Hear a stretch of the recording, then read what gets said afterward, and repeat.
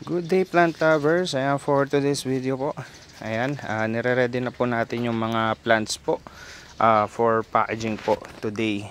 Ayan po ang ating mga ipapackaging pa po na laman. Tapos nandito po sa packaging area yung ating mga naka-line up po for today. Ayan po ating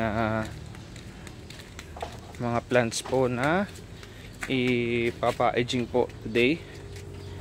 Yan po sila. Mga bromeliads po natin ay ini-air dry po natin. Ito ay kahapon pa ata, nung isang araw po naka-air dry po para siguradong yung kanyang crown po, yung nasa yung pinakagitna po ng kanyang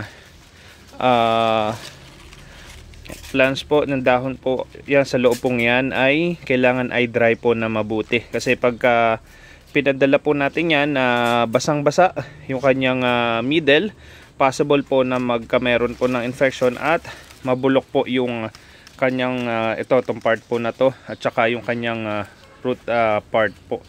Ayan po. Tapos ito parang kahapon lang namin to na pa-dry, kaya either bukas pa po natin to mga mapapa-aging po. Tapos yan po yung iba pa natin na mga ipapa-aging na plants. Yan.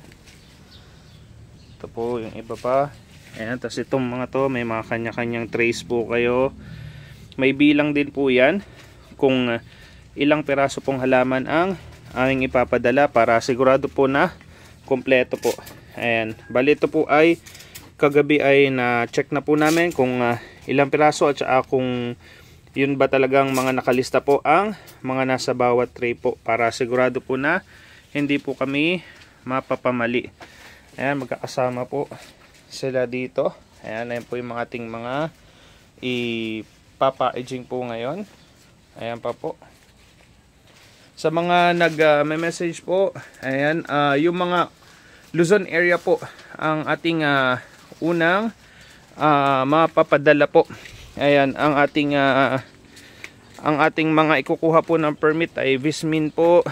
Ayan, bali sa 31 at either 30, 31 or kung hindi talaga kakayanin hanggang June 1 po mapapaship po yung mga plants po. Ito po yung iba, yan, yung mga crepes natin. Ayan, mga Sansevieria po, hindi naman po yan na ganong ka-sensitive po, pati hindi po natin ito na-expose sa ulanan, kaya hindi na niya kailangan ng air dry.